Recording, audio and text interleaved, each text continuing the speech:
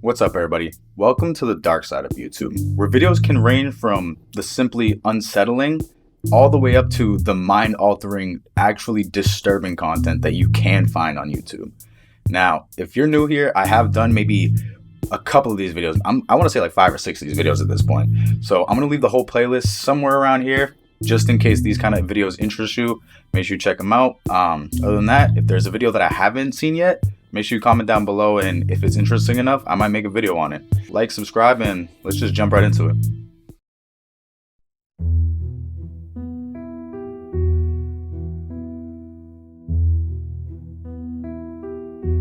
Experiments on the Revival of Organisms.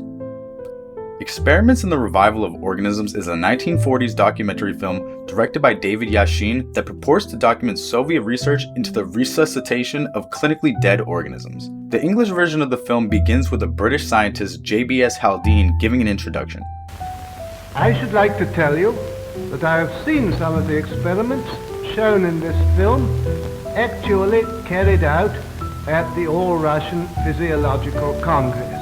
The operations in the film, as well as the design of the heart-lung machine demonstrated in it, which is called the autojector, were done by Sergei Brukhaneo. So Sergei's work actually led to some of the first operations on heart valves from this autojector. And while the experiments shown are generally considered to have taken place, the legitimacy of the film itself is actually super controversial.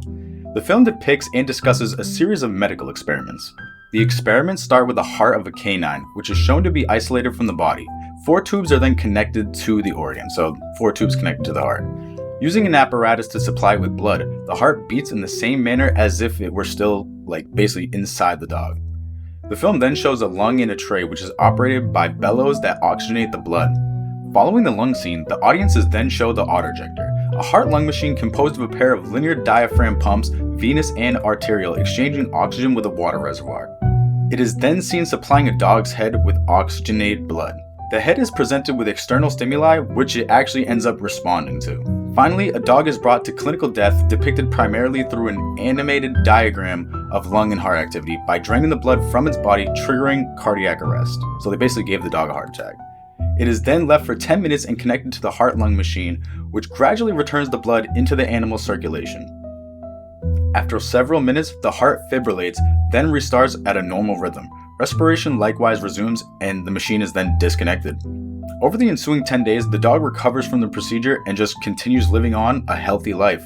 According to the film, several dogs were brought back to life using this method, including one of which is an offspring of the parents who were both also resuscitated. So they did an entire family. The film was shown in London towards the end of 1942 and then to an audience of thousands US scientists the next year in New York at the Congress of the American-Soviet Friendship. The audience considered that the film might move many supposed biological impossibilities into the realm of the possible. The legitimacy of the film is controversial, with some commentators suggesting that it is a recreation of the actual experiments, which were more modest.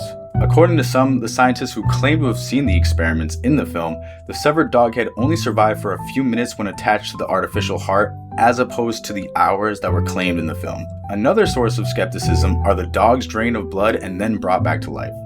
After 10 minutes of death, they should have experienced serious brain damage. According to the Institute's records, the dog only survived for a few days, not several years as the films claimed. Sergei developed a new version of the autojector demonstrated in the film for use on human patients in the exact same year as the dog one. It can be seen today on display at the Museum of Cardiovascular Surgery at the Balkiv Scientific Center of Cardiovascular Surgery in Russia. The autojector was designed and constructed by Sergei, whose work in the film is said to have led to the first operations on heart valves, like I had suggested. Pretty fucked up, to be honest with you. I mean, they did kind of slowly bleed out these dogs just to think that they could bring them back, and then they basically gave them super brain damage and they all died a couple days later. So I don't know, but I guess it led to the heart valve thing, so you know what I mean? I don't know, what can you do? Anyways, moving on to the next one. A Time to Forget. First posted to YouTube 8 years ago on February 12th, 2016, which is horrible to hear that 2016 was already 8 years ago, bro.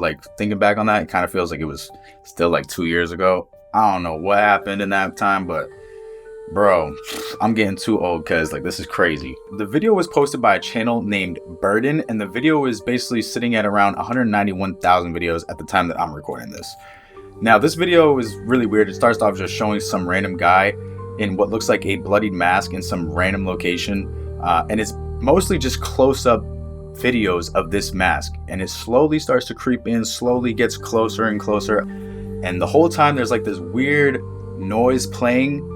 There's honestly not much going on in this entire video. It's basically just a slow shot of it moving up to his face, like closer and closer, and then it randomly just warps. The entire screen just warps, and then it freezes, and that's it.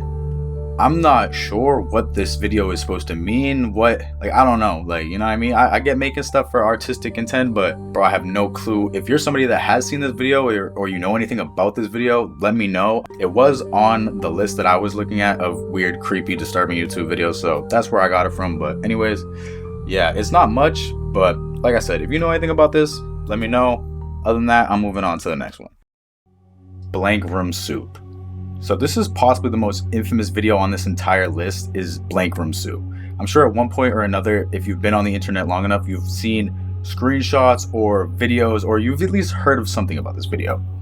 Basically, it was called Freaky Soup Guy at first, but it ended up changing its name to blank room soup when it got way bigger. Blank room soup actually starts off quite innocently.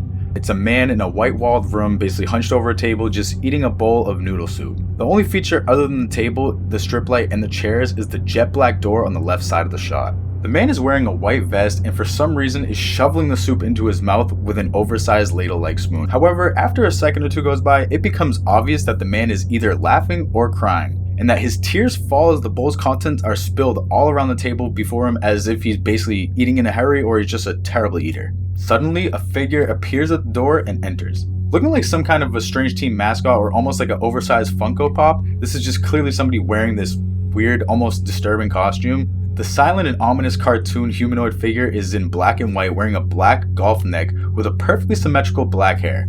The only features on his otherwise pure face are two widely spread button eyes, so basically like a big Funko Pop.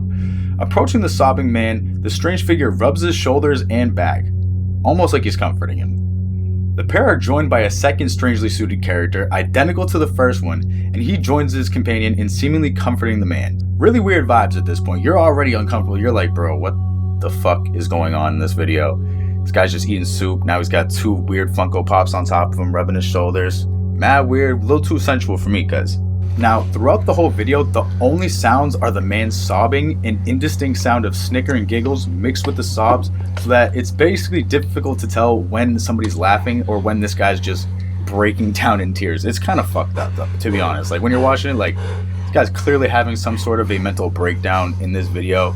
Almost looks like he's on like a live leak, like a Red Room kind of thing, where he's just being forced to eat soup, is what it looks like. Now, more videos have been released over the years showing the man retching as if he's about to vomit as he forces the soup down. In one, the camera cuts out just as one of the strange figures rushes towards him. Whether to help him or to hurt him is unclear. Now, the original video with the man comforted as he appears to be force-fed was uploaded in 2005 and is originally called the Freaky Soup Guy, but is better known as Blank Room Soup. The suits in the video were created by Raymond Percy, an animator, artist, and occasional voice actor. Now, Percy worked for some time as a layout artist and even as a director on The Simpsons, and now works for Disney. He's actually the voice of Flash the Sloth in Zootopia, so if you've ever seen Zootopia, that is the guy who created the original suits. And there are some rumors that he was the person who actually set up this entire video, and that it's all some elaborate, basically marketing scheme to kind of put more eyes on Percy himself. Although I'm not 100% sure if those were confirmed or what. In my mind, this video cannot be real, because like, bro, I feel like this would have been investigated. Like, this is crazy, bro. You got people rushing this dude like they're about to spear him, bro. Like they're Bobby Lashley or they're Edge. Like, this is a force, guys. So realistically, in my opinion, I don't know if this video is real, but I'm not really believing it, bro. Most stuff on the internet I think is fake anyways, but I think it's cool to talk about. So anyways, if you made it this far, I appreciate you. Make sure you like, comment, subscribe, all the YouTube stuff, hit the bell, whatever. And yeah, other than that, I'm link the playlist again so you can kind of check it out if you like these kind of videos, and I'll see you guys soon. Deuces, stay safe, get laid. I'll catch y'all later.